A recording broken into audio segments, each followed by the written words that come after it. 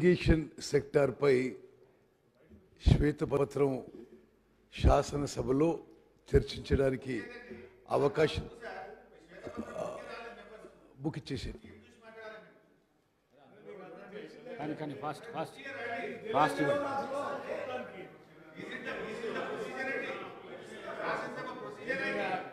సరే స్పీకర్ గారు మీకు ధన్యవాదాలు తెలియజేస్తూ అదే విధంగా గ్రేటర్ క్లారిటీ కోసం మీరు పవర్ పాయింట్ ప్రెజెంటేషన్కి అనుమతించినందుకు కూడా నేను మీకు ప్రత్యేకంగా ధన్యవాదాలు తెలియజేస్తూ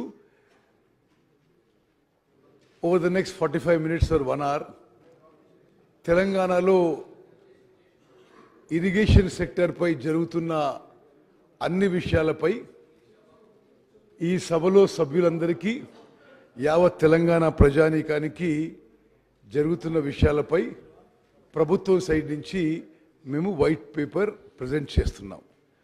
ముందుగా స్పీకర్ సార్, ఈ వైట్ పేపర్ అనుకుంది ఈ ప్రభుత్వం ఫైనాన్స్ మీద పెట్టడం జరిగింది, పవర్ సెక్టర్ నుంచి పెట్టడం జరిగింది, అదేవిధంగా ఇరిగేషన్ మీద పెట్టాలని కూడా చాలా రోజుల క్రితం డిసైడ్ చేయడం జరిగింది. ఈ వైట్ పేపర్ పెట్టాలని అనే నిర్ణయం తర్వాత ఈ మధ్య జరిగిన కొన్ని సంఘటనలు నేను ముందుగా ప్రస్తావిస్తున్నాను. మేడిగడ్డ బ్యారేజ్ అని, it is the heart of the Kaleshwaram project. Kaleshwaram ప్రాజెక్టులో మేడిగడ్డ, అన్నారం, సుందిల్లా 3 బ్యారేజెస్ నిర్మించి మరి దాని ద్వారా గత ప్రభుత్వం 19 లక్షల ఎకరాలకి నీళ్ళిచ్చే ఆలోచన చేయడం జరిగింది. దురదృష్టవశాత్తు గత ప్రభుత్వం హయాంలో నిర్మించిన Medigadda barrage poor design, poor construction, poor O&M వల్ల సీరియస్ డిఫెక్ట్స్ డెవలప్ అయి ఈరోజు ఆ 3 బ్యారేజ్ల మరి వాటర్ స్టోరేజ్ కానీ ఆ బ్యారేజ్ల విషయంలో ఏ విధంగా ముందుకు పోవాలో ఈ ప్రభుత్వం నేషనల్ డ్యామ్ సేఫ్టీ అథారిటీని అప్రోచ్ అయిన విషయం కూడా శాసనసభ ద్వారా యావత్ రాష్ట్రానికి తెలియజేస్తున్నాం. ఇప్పుడు ఎంత సీరియస్గా డ్యామేజ్ జరిగిందో నేను కొన్ని విజువల్స్ ప్రదర్శిస్తున్నాను. ఇది మేడిగడ్డ బ్యారేజ్ పై ఆ రోడ్డు ఏ విధంగా కుంగిపోయిందో ఈ విజువల్లో చూడొచ్చు. ఒకటి స్ట్రైట్ ఫార్వర్డ్ ఫోటోగ్రాఫ్, ఒకటి సైడ్ నుంచి తీసుకున్న ఫోటోగ్రాఫ్. ఎంత క్లియర్గా ఈ మేడిగడ్డ బ్యారేజ్ కుంగిపోయిందో చాలా స్పష్టంగా అవపడుతుంది. నెక్స్ట్, ఇది మేడిగడ్డ బ్యారేజ్లో ఒక పియర్లో తీసుకున్న ఒక 3-4 రోజుల కింద తీసుకున్న ఫోటోగ్రాఫ్. ఏ విధంగా కట్టిన 3 ఏళ్లకే పూర్తిగా కొలాప్స్ స్టేజ్ వచ్చిందో ఈ ఫోటోగ్రాఫ్ ద్వారా మరి చాలా స్పష్టంగా సభ్యులందరికీ నేను మనవి చేస్తున్నా. నెక్స్ట్, అదేవిధంగా ఈ పియర్ 20 ఏ విధంగా పగిలిపోయి ఆ ఫ్లోర్ సింక్ అవుతుందో ఈ 1 minute వీడియోలో చాలా స్పష్టంగా అవుతుంది. కింది నుంచి పై వరకు కూడా పూర్తిగా పగిలిపోయిన విషయం నేను మరి సభ్యులందరికీ కూడా జాగ్రత్తగా గమనించవలసిందిగా విజ్ఞప్తి చేస్తున్నాను. ఏది ఏది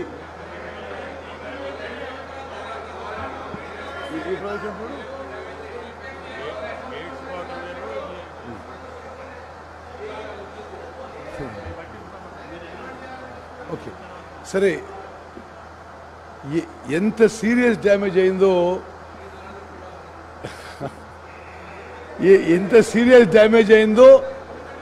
సభలో ఏ పార్టీకి చెందినా దయచేసి గమనించవలసిందిగా నేను సవినయంగా విజ్ఞప్తి చేస్తున్నా. ఎంత సీరియస్ డ్యామేజ్ అయిందో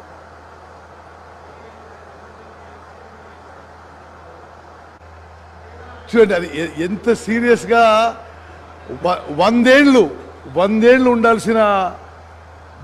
ఉండాల్సిన ఈ బ్యారేజు మూడేళ్లలో ఎట్లా కుప్పకూలిపోతుందో దయచేసి గమనించవలసిందిగా నేను విజ్ఞప్తి చేస్తున్నాను.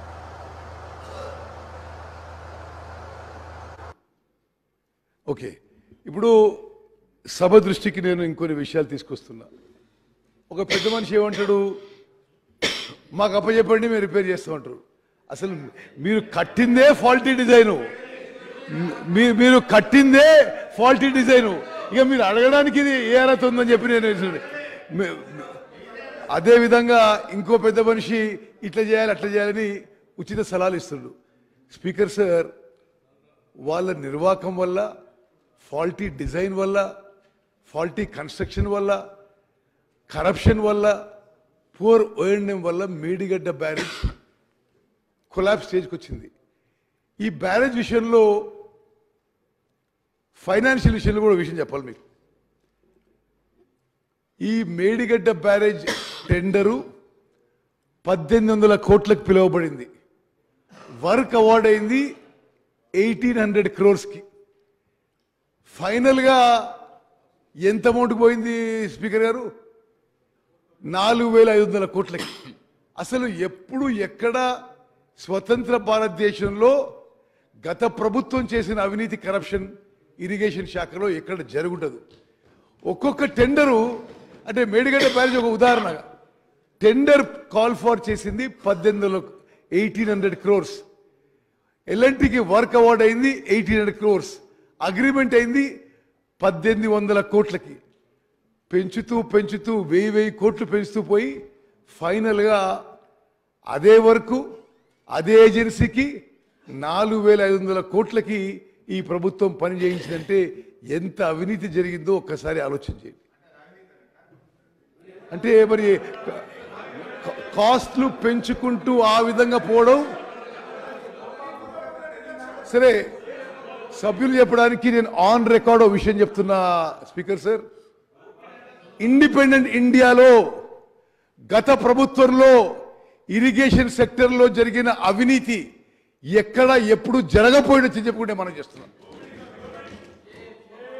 స్పీకర్ సార్, ఈ విషయాలలో, ఈ డ్యామ్స్ అండ్ బ్యారేజెస్ విషయంలో the national authority is the national dam safety authority. సరే, గత ప్రభుత్వంలో ఉన్న పెద్ద మనుషులు వాళ్ళే చీఫ్ డిజైనర్లు, చీఫ్ ఇంజనీర్లు, చీఫ్ కన్స్ట్రక్టర్లు అన్నీ వాళ్ళే ఉండొచ్చు. కానీ దేశంలో రాజ్యాంగం ప్రకారం మాత్రం national dam safety authority has been created by an act of parliament. భారతదేశంలో ఉన్న డ్యామ్స్, బ్యారేజెస్ అన్నీ మరి ప్రతి సంవత్సరం పరిశీలన చేసి అడ్వైస్ అండ్ డైరెక్షన్స్ ఇవ్వాల్సిన మరి power, responsibility national dam safety authority ఉందని చెప్పి నేను మనం చేస్తున్నాను. ఈ national dam safety authority Medigadda barrage inspect చేసి ఏం రిపోర్ట్ ఇచ్చిందో యథాతథంగా, మేము ఒక్క వర్డ్ అటు ఇటు మార్చలేదు అధ్యక్ష. వాళ్ళు ఏం చెప్తే అది మేము యావత్ తెలంగాణ ప్రజానీకానికి తెలియజేయాలని చెప్పి ఆ ఎన్డిఎస్ఏ రిపోర్ట్ ఒక ఎక్సెప్ట్స్ ఇందులో మేము మరి మీ ద్వారా సభ్యులందరికీ, ప్రజలందరికీ తెలియజేస్తారు.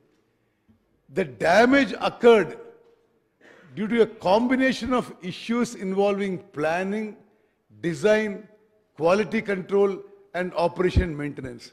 చాలా స్పష్టంగా ఆ రిపోర్ట్లో మేడిగడ్డ బ్యారేజ్ ఇష్యూలో డిజైన్ కానీ, ప్లానింగ్ కానీ, క్వాలిటీ కంట్రోల్ కానీ, ఓఎండ్ఎం కానీ చాలా మరి నాసిరకం క్వాలిటీ అని చెప్పి ఎన్డిఎస్ఏ వాళ్ళ రిపోర్ట్లో లిఖితపూర్వకంగా ప్రభుత్వానికి మరి రిపోర్ట్ ఇవ్వడం జరిగింది. ఇంకో విషయం స్పీకర్ సార్, అక్టోబర్ 21 ఈ సంఘటన జరిగితే గత ప్రభుత్వం December 7 మా ప్రమాణ స్వీకారం వరకు వాళ్ళ ప్రభుత్వం ఉంది. ఏ ఒక్కరోజు కూడా మాజీ ముఖ్యమంత్రి కేసీఆర్ గారు వర్ ఆల్సో ఇరిగేషన్ మంత్రి ఉండే. అక్టోబర్ 21 నుంచి December 7 వరకు ఒక్క మాట కూడా మాట్లాడలేని చెప్పిన విషయం మరి సభ్యులందరికీ గుర్తు చేస్తున్నా.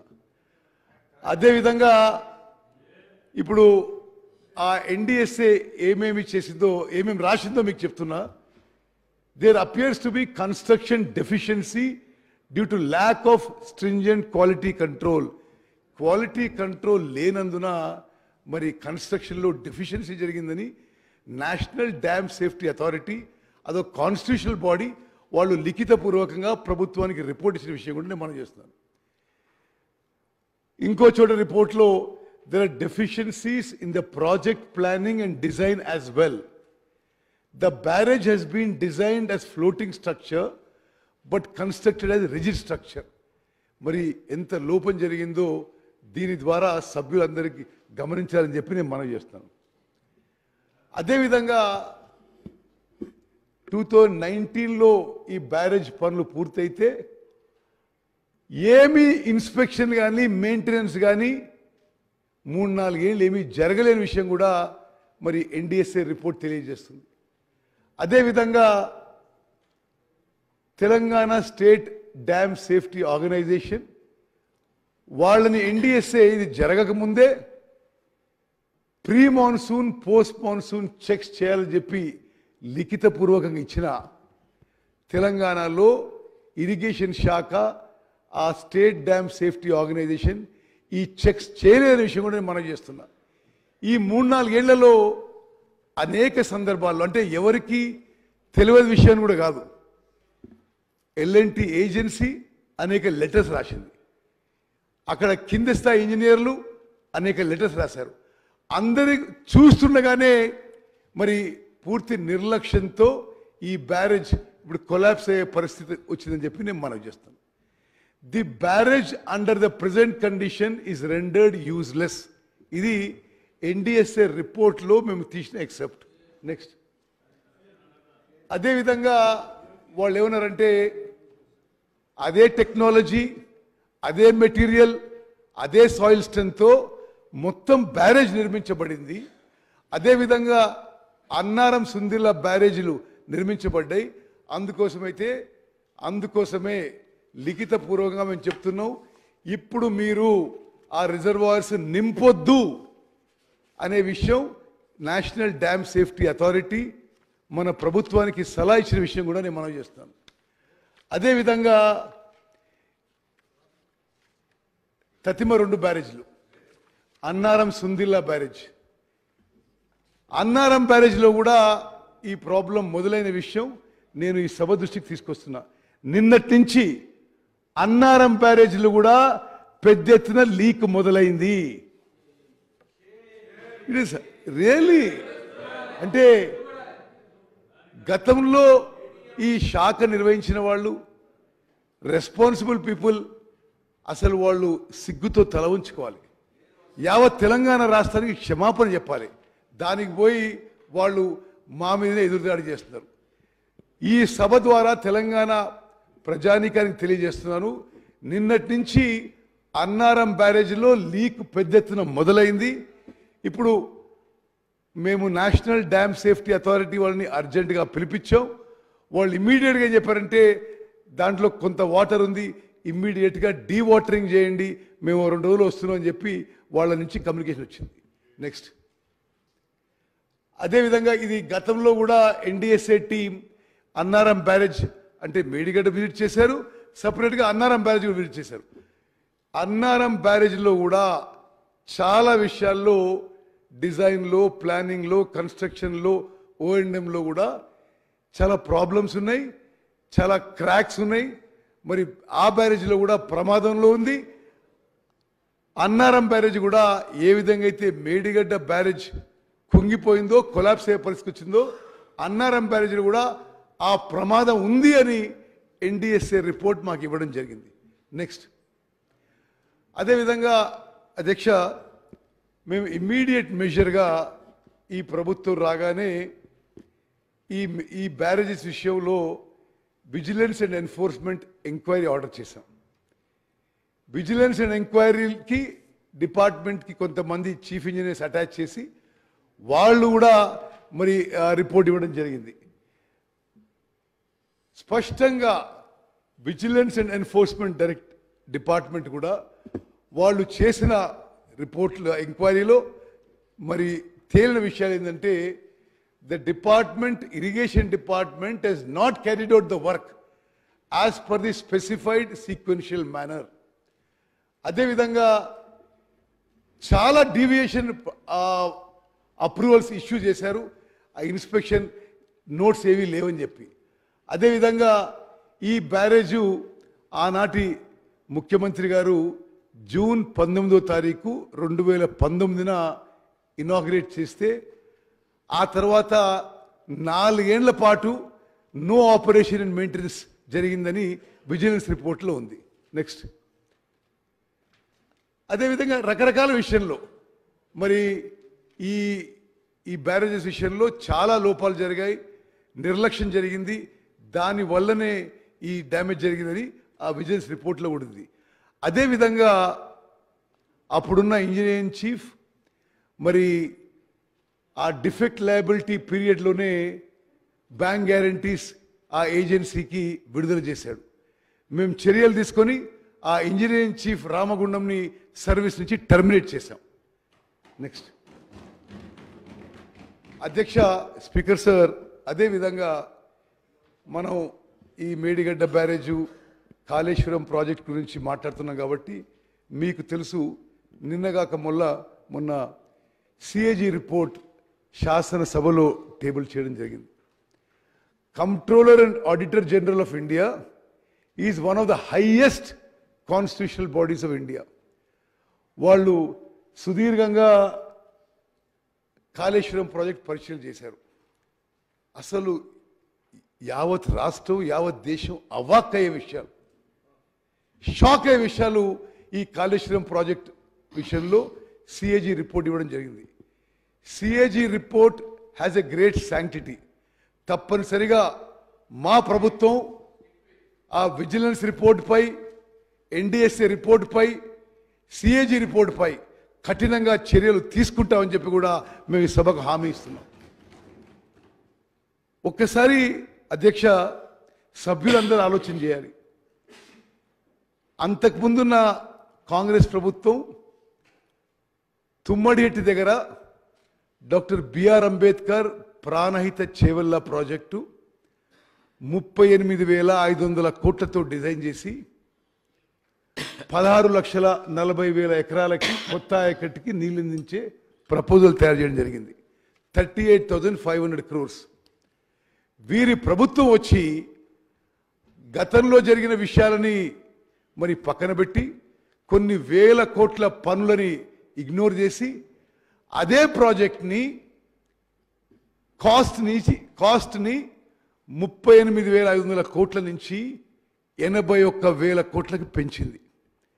వాళ్ళ ప్రాజెక్ట్ రిపోర్టు 81,911 రూపాయలకి సెంట్రల్ వాటర్ కమిషన్ మరి డిపిఆర్ అప్రూవ్ చేయడం జరిగింది.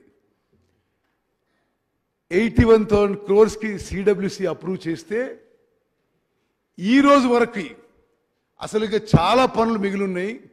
ఇంకా 50,000 కోట్ల పనులు మిగిలిండి 94,000 కోట్లు ఆల్రెడీ ఖర్చు అయిపోయి మరి ఆ ప్రాజెక్టు అసలు పూర్తి కావడానికి ఇంకా చాలా టైం పట్టేటట్టుంది. సిఏజీ అబ్జర్వేషన్ ప్రకారం 81,000 crores సిడబ్ల్యూసి అప్రూవ్ చేస్తే ఇప్పుడు ప్రాజెక్ట్ కాస్టు ప్రస్తుతం వాళ్ళకున్న అంచనాలు ఇది 2022లో సిఏజీ ఎగ్జామిన్ చేసింది. 81,000 crores వాళ్ళు సిడబ్ల్యూసి అప్రూవ్ చేస్తే సిఏజీ అంచనాల మేరకు కాళేశ్వరం ప్రాజెక్ట్ కాస్ట్ ఇప్పుడు 1,47,000 కోట్లు కాబోతుంది. 81,000 crores 81,000 crores చాలా ఎక్కువ అనుకుంటున్నాం. 81,000 crores ప్రాజెక్టు సిడబ్ల్యూసి అప్రూవ్ చేస్తే గత ప్రభుత్వం నిర్వాకం వల్ల, నిర్లక్ష్యం వల్ల, కరప్షన్ వల్ల ఇప్పుడు ప్రాజెక్ట్ కాస్ట్ 1,47,000 కోట్లు కాబోతుంది. బెనిఫిట్ కాస్ట్ రేషియో అని సిఏజీ అంటే ఎంత ఖర్చు పెడుతున్నాము, దానివల్ల ఎంత బెనిఫిట్ వస్తుందని ఒక అనాలిసిస్ చేశారు. 81,000 ఖర్చు చేసి ఉంటే బెనిఫిట్ కాస్ట్ రేషియో 0.75 ఉండేది. Considering the latest likely project cost 1,47,000 కోట్లు ఖర్చు పెడితే benefit cost ratio works out to 0.52. అంటే ప్రభుత్వం అమూల్యమైన ప్రజా సొమ్ము ఖర్చు పెట్టిన ప్రతి రూపాయికి రిటర్న్ విల్ బి 52 పైసా. అంటే క్లియర్లీ ఇండికేట్స్ కాళేశ్వరం ప్రాజెక్టు మొదటి నుంచి కూడా ఎకనామికలీ అన్వయబుల్ ప్రాజెక్ట్ అని చెప్పి ఈ సభ ద్వారా యావత్ తెలంగాణ ప్రజానీకానికి తెలియజేస్తున్నాం. అదేవిధంగా కాంట్రాక్టర్లకి వేల కోట్లు అన్డ్యూ బెనిఫిట్స్ గత ప్రభుత్వం ఇచ్చిందని చెప్పి చాలా స్పష్టంగా సిఏజీ రిపోర్ట్లు ఇవ్వడం జరిగింది. ఇందులో ఒకటే విషయం మీకు హైలైట్ చేస్తున్నాను నేను.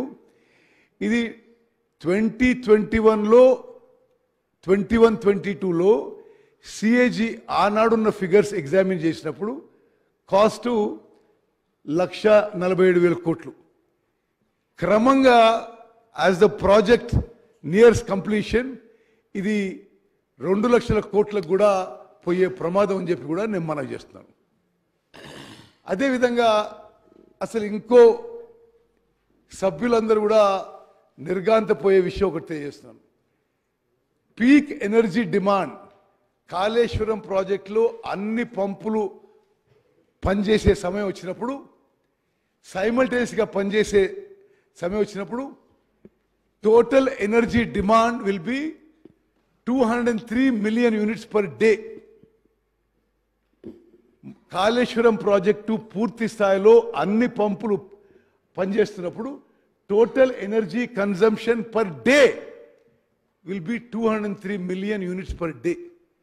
అంటే మొత్తం తెలంగాణ రాష్ట్రంలో ఏ సంవత్సరం అయితే సిఏజీ రిపోర్ట్ తయారు చేసిందో 21-22లో మొత్తం తెలంగాణ రాష్ట్రంలో అన్ని అవసరాలు కలిపి electricity consumption 196 million units per day ఉంటే మొత్తం తెలంగాణ రాష్ట్రంలో పరిశ్రమలు, డొమెస్టిక్, అగ్రికల్చర్ అన్ని కలిపి 196 మిలియన్ యూనిట్స్ పర్ డే ఉంటే ఒక్క కాళేశ్వరం ప్రాజెక్టుకే మరి అన్ని పంపులు పనిచేసి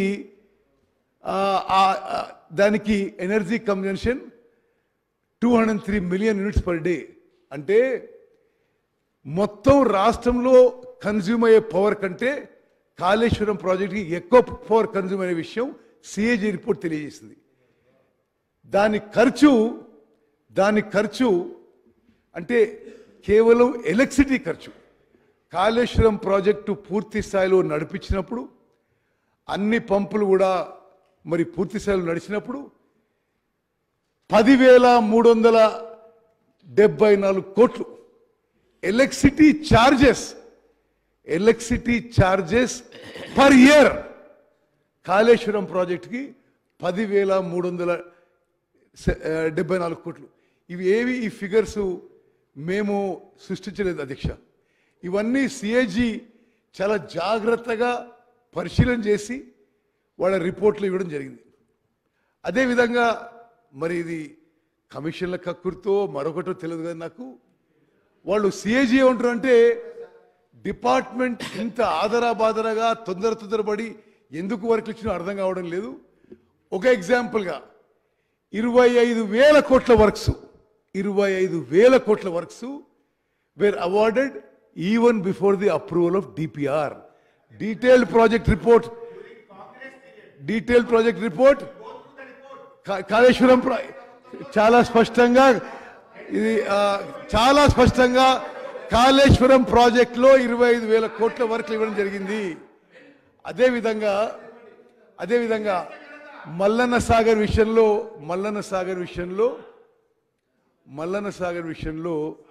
వీళ్ళు చాలా విషయాలు చాలా గొప్పగా చెప్పుకున్నారు. సిఏజీ రిపోర్ట్లో ఒక చాలా ప్రమాదకరమైన అంశం వాళ్ళు ప్రస్తావించారు. Mallanna Sagar is the largest reservoir in the project, constructed with a huge capacity of 50 TMC. A preliminary study revealed that there was a deep-seated vertical fault in the present location. However, the department constructed the reservoir with a total expenditure of 6,000 crores without conducting detailed seismic studies. అంటే చిన్నపాటి అంటే major earthquake కాదు, చిన్నపాటి ఏమన్నా earthquake like seismic disturbance వస్తే ఈ మల్లన్న సాగర్ ప్రమాదంలో ఉంది, దాని కిందున్న జనమంతా ప్రమాదంలో ఉంటారని చెప్పి ఇది సిఏజీ వాళ్ళ రిపోర్ట్లో పేర్కొన్న విషయం మీకు మనవి చేస్తాను. నెక్స్ట్ అధ్యక్ష, ఇదిగో నేను ఇంట్రడక్షన్గా ఇచ్చి ఇప్పుడు వైట్ పేపర్ విషయంలో నేను మీకు ప్రజెంట్ చేస్తున్నాను. తెలంగాణకు ఇరువైపులా 2 మహత్తరమైన నదులు ప్రవహిస్తున్నాయి. కృష్ణా గోదావరి 2 నదుల మధ్య ఉన్న భూభాగం 100 మీటర్ల నుంచి 600 మీటర్ల ఎత్తున విస్తరించిన మెట్ట ప్రాంతం మనది. తెలంగాణ రాష్ట్ర భౌగోళిక విస్తీర్ణం 276 లక్షల ఎకరాలు. ఇందులో సాగు భూమి 167 లక్షల ఎకరాలు. తెలంగాణ రాష్ట్రం దాదాపు 3,80,00,000 జనాభాతో 12వ అతిపెద్ద రాష్ట్రంగా ఉంది. గ్రామీణ జనాభాలో 62% కంటే ఎక్కువ మంది కార్మికులు నేరుగా వ్యవసాయ రంగంలో నిమగ్నమై ఉన్నారు. తెలంగాణ రాష్ట్ర స్థూల దేశీయోత్పత్తిలో జిఎస్డిపిలో వ్యవసాయం సుమారు 20% వాటాను అందిస్తుంది. మెట్ట ప్రాంతం యొక్క ఆర్థిక వ్యవసాయ శ్రేయస్సును నిర్ధారించడానికి నీటిపారుదల విస్తరణ మరియు నీటిని అందించడమే ఒక మార్గం. రాష్ట్ర నీటిపారుదల వ్యవస్థను మెరుగుపరచడానికి చారిత్రక కాలం నుండి నిరంతర ప్రయత్నాలు జరిగాయి. కాకతీయుల కాలంలో నిర్మించిన గొలుసుకట్టు చెరువులు మరియు రామప్ప, గణపురం, పాకాల, లక్నవరం జలాశయాల నుంచి ఆయకట్టుకు నీరందించాయి. ఆ తర్వాత నిజాం ప్రభుత్వం నిర్మించిన నీటిపారుదల ప్రాజెక్టులు రైతులని ఆదుకున్నాయి. 1920 నాటికి నిజాం కాలంలోనే మన ప్రాంతంలో మెదక్ జిల్లాలో పోచారం, నల్గొండ జిల్లాలో డిండి, ఖమ్మం జిల్లాలో పాలేరు వైరా ప్రాజెక్టులు, కరీంనగర్లో ఎగోమానేర్ ప్రాజెక్టు, ఆదిలాబాద్లో సదర్మట్ ప్రాజెక్టు, అదేవిధంగా ఫతేనహర్ మరియు మహబూబ్ నహర్ ప్రాజెక్టులు నిర్మించారు. నిజామాబాద్ జిల్లాలో నిజాం సాగర్, ఆదిలాబాద్ జిల్లాలో కడెం ప్రాజెక్టు, మహబూబ్నగర్ జిల్లాలో సరళ సాగర్ ప్రాజెక్టు అప్పటి గొప్ప ఇంజనీర్ నవాబ్ అలీ నవాజ్ జంగ్ మార్గదర్శకత్వంలో నిజాం ప్రభుత్వం నిర్మించింది. హైదరాబాద్లో తాగునీటి అవసరాలకు వరదలు నియంత్రించేందుకు మూసీపై హిమాయత్ సాగర్ మరియు ఉస్మాన్ సాగర్ ట్యాంకులు నిర్మించారు. నిజాం కాలంలో నిర్మించిన సదర్మట్, గన్పూర్ ఆనకట్లు 100 ఏళ్లు దాటినా పటిష్టంగా ఉండి ఇప్పటికీ ఆయకట్టుకు నీళ్లు ఇస్తున్నాయి. సదర్మట్ ఆనకట్కు ప్రపంచ వారసత్వ సంపదగా గుర్తింపు దక్కింది, world heritage day. Nizam Sagar project నిర్మించి 100 ఏళ్లు చేరుతుంది దగ్గర. ఆ ప్రాజెక్టు ఇప్పటికీ పటిష్టంగా ఉంది. హైదరాబాద్ తాగునీటి కోసం నిర్మించిన జంట జలాశయాలు ఉస్మాన్ సాగర్, హిమాయత్ సాగర్ ప్రజల దాహం తీర్చడమే కాదు, పర్యాటక కేంద్రాలుగా విలసిల్లుతున్నాయి. నిజాం జమానాలోని అప్పర్ మానేర్ ఇప్పటికీ పటిష్టంగా ఉంది. దేశానికి స్వాతంత్రం వచ్చిన తర్వాత నిర్మించిన నాగార్జున సాగర్, శ్రీరామ్ సాగర్ ప్రాజెక్టులే ఇప్పటికీ తెలంగాణలో సాగునీటి వరప్రదాయినిగా ఎక్కువ ఆయకట్టుకు నీళ్ళిస్తున్నాయి. ఆనాటి ప్రభుత్వం నిర్మించిన శ్రీశైలం ప్రాజెక్టు తెలంగాణ కరెంట్ అవసరాలు తీర్చడంతో పాటు నాగార్జున సాగర్, ఎస్ఎల్బిసి, కల్వకుట్ లిఫ్ట్ స్కీమ్కి నీళ్లు అందిస్తున్నాయి. నీళ్లు, నిధులు, నియామకాలు విషయంలో ఉమ్మడి రాష్ట్రంలో జరిగిన అన్యాయాన్ని ఎదిరించేందుకు తెలంగాణ ఉద్యమం మొదలైంది.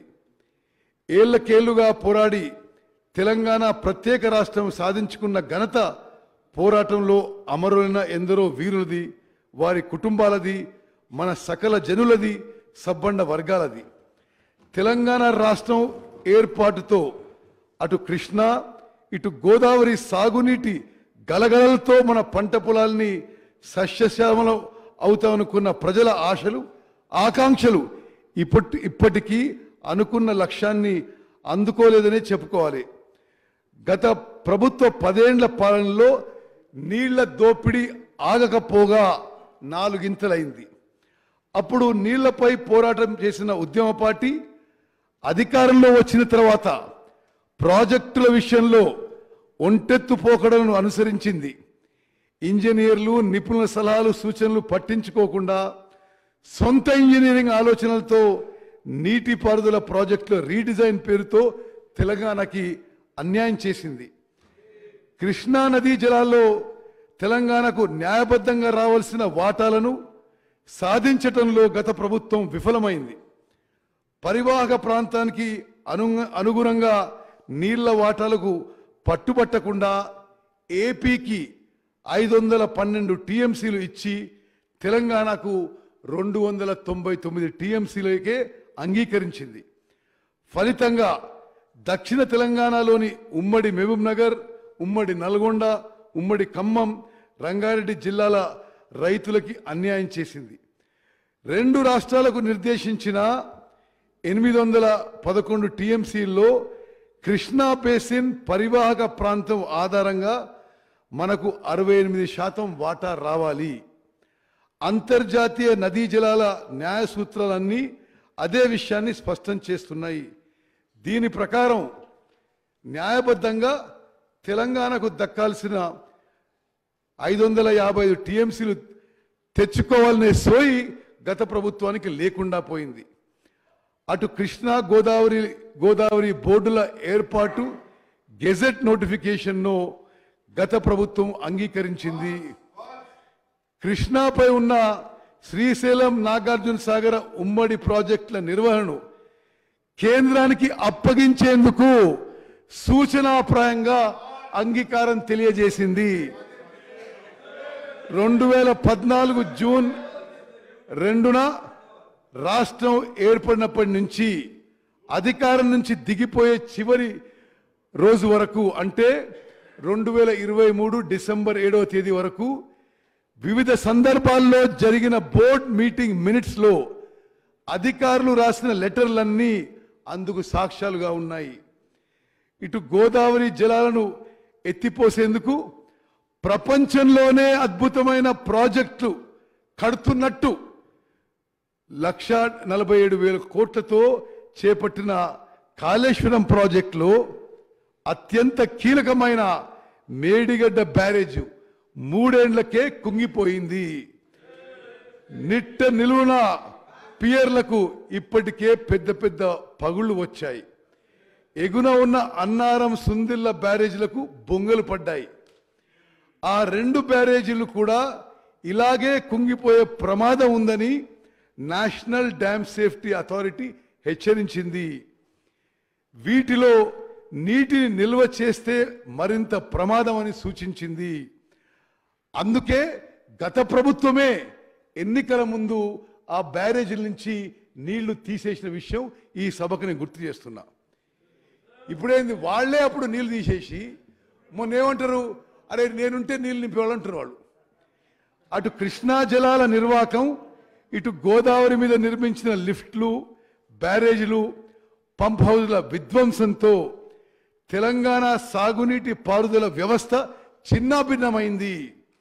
నీటి ప్రాజెక్టుల పేరిట 1.81 లక్షల కోట్లు 1.81 lakh crores ఖర్చు పెట్టడంతో రాష్ట్ర ఆర్థిక వ్యవస్థకు శరాఘాతం తగిలింది. 2014 నుంచి 2023 వరకు నీటిపారుదల రంగానికి కేటాయించిన బడ్జెట్, ప్రాజెక్టుల పేరిట ఏర్పాటు చేసిన కార్పొరేషన్ల ద్వారా తెచ్చిన రుణాలతో కలిసి అప్పులు, వడ్డీల భారం పెరిగిపోయింది. రాష్ట్ర ఖజానా మొత్తం అప్పుల భారంతో కుంగిపోయింది. భావి తరాలు మోయలేని విధంగా ప్రాజెక్టులపై గత ప్రభుత్వం చేసిన అప్పులు తీర్చాలంటే వడ్డీతో సహా రాబోయే 10 ఏళ్లలో 1.35 లక్షల కోట్లు, అంటే 1.35 lakh crores తిరిగి చెల్లించాల్సిన పరిస్థితి ఉంది. గడిచిన 10 ఏళ్లలో సాగునీటి ప్రాజెక్టులపై ప్రభుత్వం అనుసరించిన విధ్వంసక ధోరణి తెలంగాణను నట్టేట ముంచింది. గత ప్రభుత్వం అనుసరించిన తప్పుడు విధానాలు, భారీ అప్పులు, అవినీతితో పాటు అడుగడుగునా జరిగిన అవకతవకలను మన రాష్ట్రానికి పూడ్చేంత నష్టం తెచ్చిపెట్టాయి. ఈ శ్వేతపత్రం నీటిపారుదల రంగం ఎదుర్కొంటున్న వివిధ సమస్యలు మరియు సవాళ్ల గురించి సమగ్రమైన సమాచారాన్ని అందించడం, ఈ లోపాలని అధిగమించడానికి సాధ్యమయ్యే ప్రభుత్వ చర్యలను అన్వేషించడం లక్ష్యంగా పెట్టుకుంది. ఈ శ్వేతపత్రం వివిధ ప్రాజెక్టుల అమలు పురోగతిని, వాటి నీటిపారుదల సామర్థ్యాన్ని తెలియజేస్తుంది. తెలంగాణ రాష్ట్ర ప్రయోజనాన్ని కాపాడడంతో పాటు కృష్ణా గోదావరి జలాలతో వీలైనంత ఎక్కువ ఆయకట్టుకి సాగునీటి అందించే లక్ష్యంతో రైతుల ఆదాయం పెంచే దిశగా నేటి తెలంగాణ ప్రభుత్వం తీసుకునే చర్యలను మేము ప్రస్తావించబోతున్నాము. అధ్యక్ష, ఇరిగేషన్ పొటెన్షియల్ విషయంలో నేను మీకు ఈ స్లైడ్ చాలా స్పష్టంగా తెలియజేస్తుంది. తెలంగాణ ఏర్పాటయ్యే నాటికి 57 లక్షల ఎకరాల ఆయకట్టు ఉంది. లక్షల ఎకరాల ఆయకట్టు ఉంది. అప్పటి వరకు అయిన ఖర్చు, తెలంగాణ రాష్ట్రం ఏర్పాటు అయ్యే వరకు అయిన ఖర్చు ఇరిగేషన్ సెక్టార్పై 54,000 కోట్లు. 54,000 కోట్లకి ఒక్కో ఎకరానికి వచ్చిన ఖర్చు 93,000 రూపాయలు. 2014లో తెలంగాణ రాష్ట్రం ఏర్పడింది, టిఆర్ఎస్ ప్రభుత్వం ఏర్పడింది. ఆ తర్వాత 2014 నుంచి 2023 వరకు 10 సంవత్సరాల్లో ఇరిగేషన్ ప్రాజెక్టులపై ఖర్చు 1.81 లక్ష కోట్లు. గతంలో 54,000 కోట్లతో 57 లక్షల ఎకరాలు ఆయకట్టు వస్తే ఈ 10 ఏళ్లలో 1.81 లక్షల కోట్ల ఖర్చుతో కొత్త ఆయకట్టు వచ్చింది 15 లక్షల ఎకరాలు. అంటే ఈ 10 ఏళ్ళలో వీళ్ళు ఖర్చు పెట్టిన సొమ్ముకి ఒక్కో ఎకరానికి కొత్త ఆయకట్టుకు వచ్చిన ఖర్చు మరి 11 లక్షల రూపాయలు అని చెప్పి నేను మనం చేస్తున్నాను. Sir, I'm not yielding. పూర్తయిన తర్వాత మీరు మాట్లాడండి. గత ప్రభుత్వం 10 ఏళ్లలో అనాలోచితంగా ఖర్చులు చేసింది. నేను మళ్ళీ చెప్తున్నా, 2014 నుంచి 2023 వరకు 1.81 lakh crores వ్యయంతో 15 లక్షల ఎకరాల విస్తీర్ణంలో ఆయకట్టు వచ్చింది. అంటే ఒక్కో ఎకరానికి 11 లక్షలు ఖర్చు పెట్టింది. అంటే గతంతో పోలిస్తే ఒక్కో ఎకరానికి దాదాపు 12 రెట్లు ఎక్కువ ఖర్చు పెట్టడం విస్మయం కలిగిస్తుంది. అదేవిధంగా ప్రస్తుతం కొనసాగుతున్న ప్రాజెక్టులు పూర్తయితే రాష్ట్రం మొత్తం నీటిపారుదల సామర్థ్యం 127 లక్షల ఎకరాలకు చేరుతుందని అంచనా ప్రతిపాదనలు ఉన్నాయి. మిగిలి ఉన్న ప్రాజెక్టులు పూర్తి చేసి 53 లక్షల ఎకరాల అదనపు ఆయకట్టుకి నీరివ్వడానికి 97,000 కోట్లు అవసరం. 5 ఏళ్లలో చెల్లించాల్సిన అప్పులు, వడ్డీలతో కలిసి రాబోయే 5 ఏళ్లలో చెల్లించాల్సిన రుణభారం 77,000 కోట్లు. మిగిలినవి కూడా పూర్తి చేయాలంటే మొత్తం ప్రాజెక్టులకు చేయవలసిన వ్యయం 1,75,000 కోట్లు. తద్వారా ఒక్క ఎకరానికి నీరివ్వడానికి 3.4 lakhs ఖర్చు అవుతుంది. రేట్లలో వచ్చే మార్పుల వల్ల పెరిగే ఖర్చు దీనికి అదనం. అదేవిధంగా అధ్యక్ష, ఈ స్లైడ్ ద్వారా మళ్ళోసారి నేను ఇది భారీ, మధ్య తరహా, చిన్న తరహా ఐడిసిలో ఎంత దేనికి ఖర్చు అయింది, మరి 2014కి ముందు 2014 తర్వాత స్పష్టంగా తెలియజేయడం జరిగింది. నెక్స్ట్, రాష్ట్రంలో కొన్ని మేజర్ ఆన్ గోయింగ్ ప్రాజెక్ట్స్కి మరి 2014 ముందు ఎంత ఆయకట్టు, 2014 నుంచి 2023 వరకు ఎంత ఆయకట్టు కొత్తగా సృష్టించబడ్డదో ఈ స్లైడ్ ద్వారా తెలియజేసినాం. మరి ఇందులో ఇది 9 మేజర్ ప్రాజెక్ట్స్ ఇన్ తెలంగాణ. ఇందులో కేవలం కాళేశ్వరం ప్రాజెక్టు ఈ ప్రభుత్వ హయాంలో మొదలైంది. తత్తిమ ప్రాజెక్టు చొక్కారావు దేవాదుల ప్రాజెక్టు కానీ, కల్వకుర్తి కానీ, ఏఎంఆర్పి ఎస్ఎల్బిసి కానీ, శ్రీరామ్ సాగర్ కానీ, శ్రీరామ్ సాగర్ ప్రాజెక్ట్ నుండి ఫ్లడ్ ఫ్లో కానీ, భీమా కానీ, నెట్టెంపాడు కానీ, శ్రీపాద సాగర్ ఎల్లంపల్లి కానీ గత ప్రభుత్వంలో మొదలైన విషయం నేను మీకు మనవి చేస్తున్నాను. నెక్స్ట్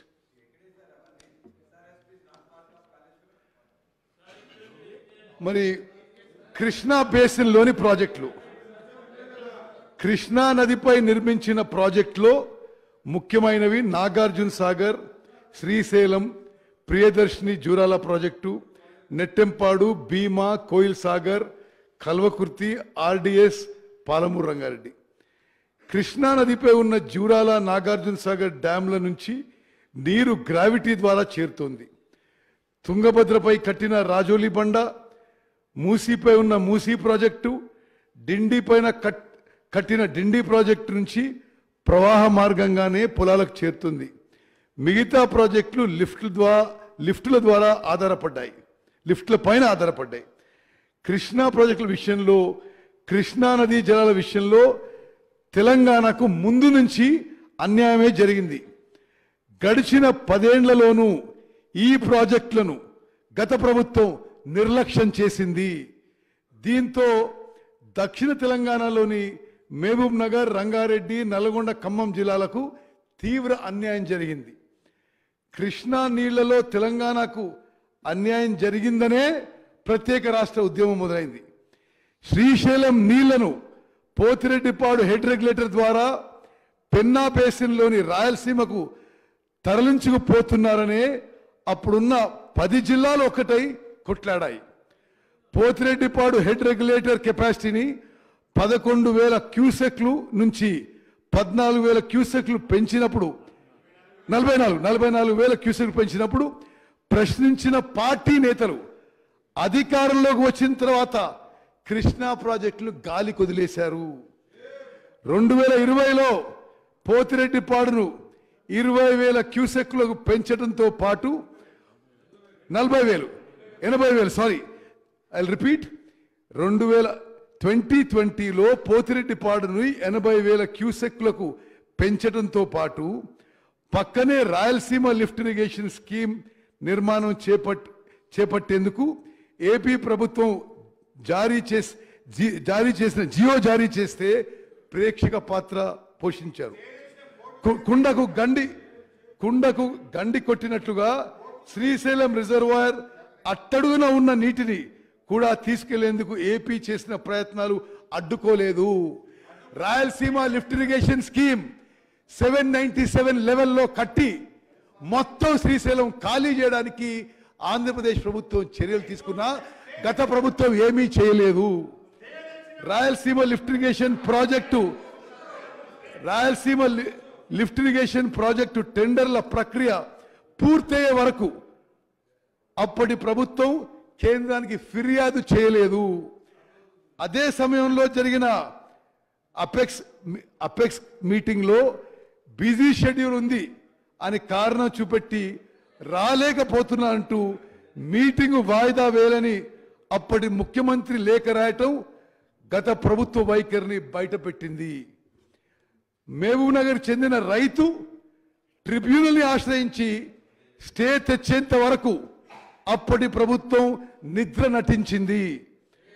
గత ప్రభుత్వ నిర్వాకంతో కృష్ణా జలాలను ఆంధ్రప్రదేశ్ యథేచ్ఛగా తమ ప్రాంతానికి మళ్లించుకుంటోంది.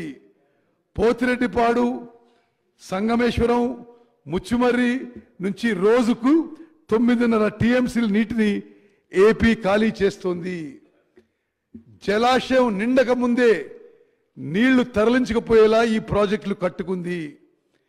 శ్రీశైలం నీళ్లను మళ్లించి రాయలసీమ రత్నాల సీమగా మార్చడానికి ఆనాటి సీఎం ఏపీకి సహకరించడం తెలంగాణ భవిష్యత్తుకు తీరని నష్టం తెచ్చిపెట్టింది. తెలంగాణ రాష్ట్రం ఏర్పడ్డ తర్వాత తెలంగాణ రాష్ట్రం ఏర్పడిన తర్వాత మొట్టమొదటిగా పునాది రాయి వేసిన Palamuru Rangareddy lift irrigation scheme కింద అధ్యక్ష ఈ ఫిగర్ మీరు గమనించాలి. తెలంగాణ రాష్ట్రం ఏర్పడిన తర్వాత మొట్టమొదటిగా పునాది రాయి వేసిన Palamuru Rangareddy lift irrigation scheme కింద 27,000 కోట్లు ఖర్చు పెట్టి 27,000 కోట్లు ఖర్చు పెట్టి పెట్టినా ఒక్కెకరం కూడా కొత్త ఆయకట్టు సాగులోకి రాలేదనే విషయం ఈ సభ దృష్టికి తీసుకొస్తున్నారు. 2 టీఎంసీల నీటిని లిఫ్ట్ చేసేందుకు చేపట్టిన ఈ ప్రాజెక్టును అకారణంగా 1 టీఎంసీకి కుదించారు. ఎన్నికల ముందు నార్లాపూర్ పంప్ హౌస్ నుంచి 1 మోటార్ మాత్రమే నడిపించి కొన్ని నీళ్లు పోయించారు. అదేవిధంగా పాలమూరు రంగారెడ్డి ఫౌండేషన్ వేసిన తర్వాత మరి డిండి ప్రాజెక్ట్ కూడా ఫౌండేషన్ వేసి డిండి ప్రాజెక్ట్ కూడా పెండింగ్ జాబితాలోనే పడిపోయింది. ఎస్ఎల్బిసి టన్నెల్ పనులు ఇప్పటికీ పూర్తి కాలేదు. తెలంగాణ ఉద్యమంలో ఆర్డిఎస్ నీళ్ల సాధన కోసం పాదయాత్ర చేసిన పార్టీ అధికారంలో ఉన్నప్పుడు ఆర్డిఎస్ ఆధునీకరణను మర్చిపోయింది. దీన్ని సప్లిమెంట్ చేయడానికి తుమ్మిళ్ల పేరుతో లిఫ్ట్ పెట్టి ఒక్క మోటార్తో నీళ్లు పోయించి ఆర్భాటం చేశారే తప్ప ఆ పనులు పూర్తి చేయలేదు. దీంతో ఆర్డిఎస్ ఆయకట్టు 1 ఎకరం కూడా పెరగలేదు. గత ప్రభుత్వం అనుసరించిన దుర్నీతి కారణంగా ఇప్పుడు శ్రీశైలంపై ఆధారపడ్డ మహబూబ్ నగర్ జిల్లాలోని ప్రాజెక్టుల భవితవ్యం ప్రమాదంలో పడినట్లయింది. ప్రధానంగా నాగార్జున సాగర్లో నీటి నిల్వలు తగ్గిపోతున్నాయి. దీనిపై ఆధారపడ్డ నల్గొండ ఖమ్మం జిల్లాల ఆయకట్టు రైతులు నష్టపోతున్నారు. అదేవిధంగా అధ్యక్ష నేను ముందోసారి చెప్తున్నా, మళ్ళోసారి రిపీట్ చేస్తున్నా, ఎందుకంటే ఈ రాష్ట్ర భవిష్యత్తుకి చాలా చాలా కీలక విషయం. కృష్ణా జలాల నీటి వాటాల్లో అన్యాయం. కృష్ణా జిల్లాలో ఉమ్మడి ఆంధ్రప్రదేశ్ కేటాయించిన బచావత్ అవార్డు ఎన్ బ్లాక్ 811 టీఎంసీ ఉంటే మరి గత ప్రభుత్వం పోయి కేంద్రం దగ్గర మాకు 299 టీఎంసీ ఇస్తే చాలు అని చెప్పి వీళ్ళు లిఖితపూర్వకంగా ఒప్పుకొని వచ్చారు. కృష్ణా జిల్లాలో ఉమ్మడి ఆంధ్రప్రదేశ్కు కేటాయించిన 811 టీఎంసీల్లో తెలంగాణకు 299 టీఎంసీలు, ఏపీకి 512 టీఎంసీల పంపిణీకి గత ప్రభుత్వం 2015 అంగీకరించి ఆ తర్వాత చాలా సంవత్సరాలు కేంద్ర ప్రభుత్వం ఒప్పుకున్న విషయం ఈ సభ దృష్టికి తీసుకొస్తున్నా. అప్పుడు యాడ్హాక్ కేటాయింపులకు అంగీకరించడంతో రాష్ట్రానికి న్యాయపరంగా రావాల్సిన నీటి వాటాలు సాధించుకోలేదు. ఏడాదికోసారి నీటి పంపిణీపై 2 రాష్ట్రాలకు చెందిన మీటింగ్లు జరిగినప్పుడల్లా తాత్కాలిక వాటాలకి ఒప్పందం చేసుకున్నారు. అంటే 512, 299 ఎవ్రీ ఇయర్ రిపీట్ చేసుకున్నారు. కృష్ణా బేసిన్లో తెలంగాణకి పరివాహక ప్రాంత శాతం 68%.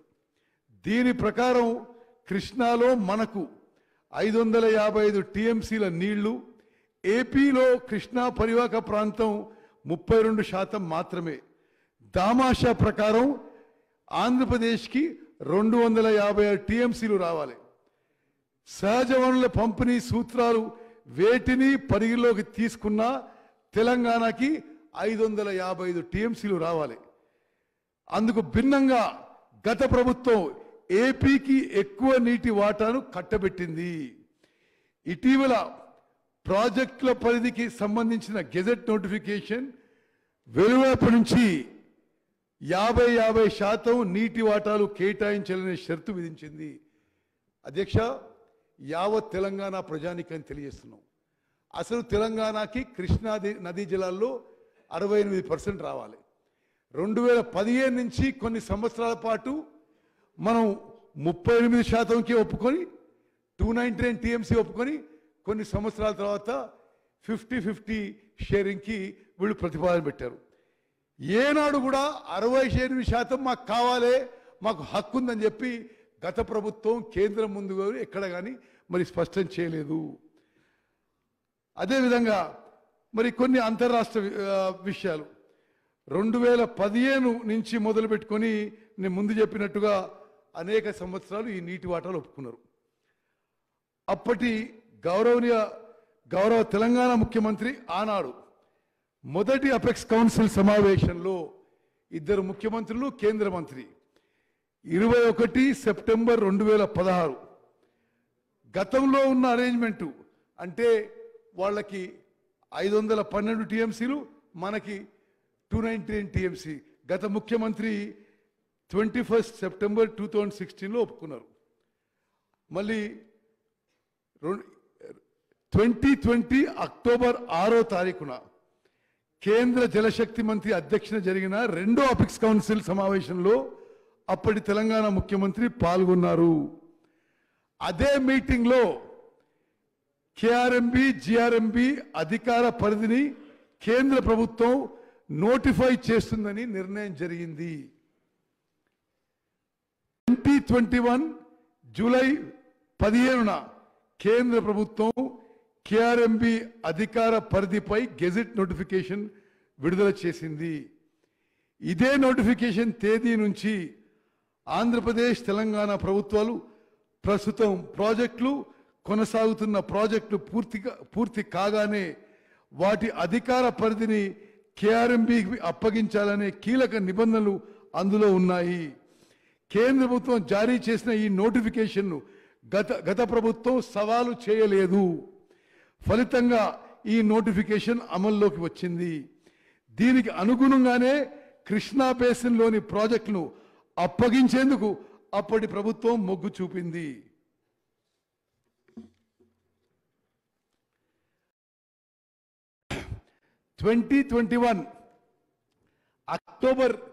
అక్టోబర్ 21 తేదీన జరిగిన 15వ కేఆర్ఎంబి మీటింగు 2022 మే 6వ తేదీ జరిగిన 16వ కేఆర్ఎంబి సమావేశాలలో ఆనాడు తెలంగాణ రాష్ట్రం ప్రతినిధులుగా పాల్గొన్న Telangana special chief secretary Rajat Kumar గారు, ఈఎన్సి మురళీధర్రావు గారు అందులో పాల్గొని మరి ఈ ప్రాజెక్టులు కేఆర్ఎంబికి అప్పజెప్పడానికి సూచనాప్రాయంగా అంగీకారం తెలియజేశారు. గత ఏడాది పోయిన సంవత్సరం ఫిబ్రవరి 11న అసెంబ్లీలో ప్రవేశపెట్టిన 2023-24 బడ్జెట్లో నీటిపారుదల and command area development department గ్రాంట్ల డిమాండ్ నెంబర్ 33 రాష్ట్ర ప్రభుత్వం సూచనాప్రాయంగా ప్రాజెక్టులు కేఆర్ఎంబికి అప్పజెప్పడానికి ఒప్పుకుంటూ కేఆర్ఎంబికి 200 కోట్ల వన్ టైం సీడ్ మనీ ఇచ్చేందుకు బడ్జెట్లో మనీ కేటాయించిన విషయం ఈ సభ దృష్టికి నేను మరోమారు మనం చేస్తున్నాను. రాష్ట్రంలో అసెంబ్లీ ఎన్నిక పోలింగ్ రోజు నవంబర్ 30 తారీఖున నాగార్జున సాగర్ ప్రాజెక్టుపై ఏపీ ప్రభుత్వ సాయుధ పోలీసులను పంపించి అక్రమంగా నీటి విడుదల చేసుకుంది. ఈ చొరబాటు ఘటనపై గత ప్రభుత్వం పూర్తి నిశ్శబ్దం వహించింది. మరుసటి రోజున ఇది నేను మొన్న కూడా మాట్లాడినా మరోసారి రిపీట్ చేస్తున్నా. మరుసటి రోజు డిసెంబర్ 1వ తారీఖున అప్పటి ముఖ్యమంత్రి కార్యదర్శి నీటిపారుదల శాఖ కార్యదర్శి స్మితా సబర్వాల్ గారు కేఆర్ఎంబి చైర్మన్ కు ఈ సంఘటనపై లేఖ రాశారు. శ్రీశైలం నాగార్జున సాగర్ లాంటి ఉమ్మడి ప్రాజెక్టుల నియంత్రణకు బోర్డుకి అప్పగించడానికి తెలంగాణ సూత్రప్రాయంగా అంగీకరించిన విషయాన్ని ఆ లేఖలో స్పష్టం చేశారు.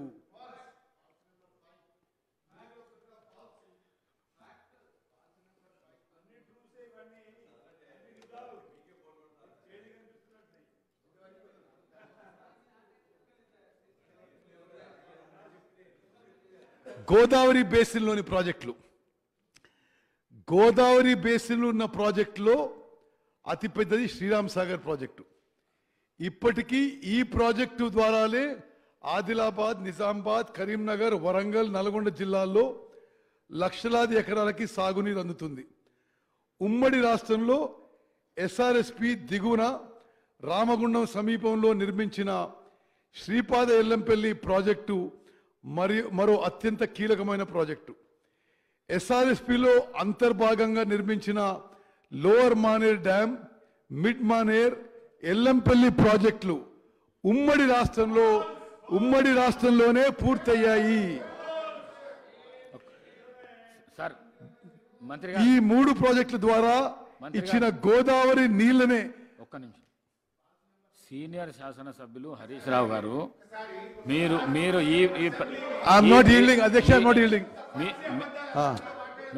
మీకు అవకాశం వచ్చినప్పుడు మీరు మాట్లాడండి.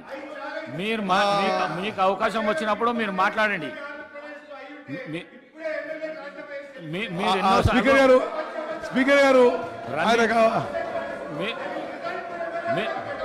మీకు అవకాశం సభలో మీకు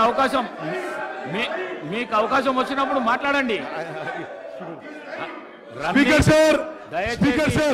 దయచేసి పల్లా రాజేశ్వర రెడ్డి గారు, తన్నీర్ హరీష్ రావు గారు, మీకు అవకాశం వచ్చినప్పుడు మీరు మాట్లాడండి. సభను డిస్టర్బ్ చేయకండి. సభను డిస్టర్బ్ చేయకండి. సభను డిస్టర్బ్ చేయకండి. మాట్లాడండి. స్పీకర్ సార్,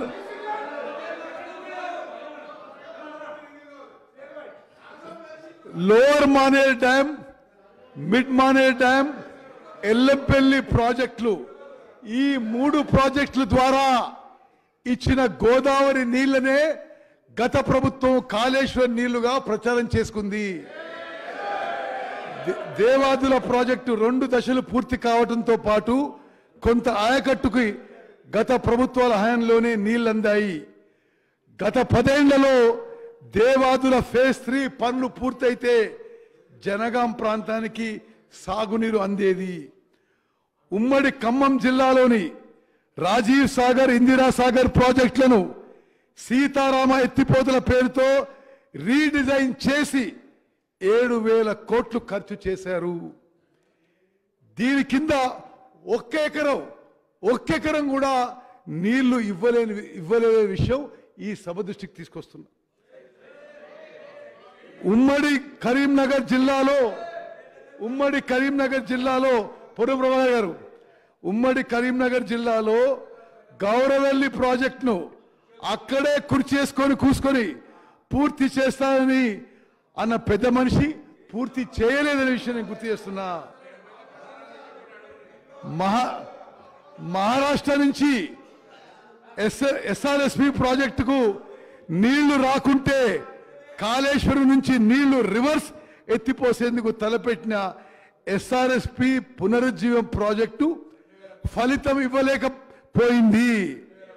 ఎల్లంపల్లి నుంచి తెచ్చిన నీళ్లను ఎస్ఆర్ఎస్పి కాలువ ద్వారా వివిధ దశల్లో లిఫ్ట్ చేసేందుకు చేపట్టిన ఈ ప్రాజెక్టు అంచనా వ్యయం 2 దాటింది.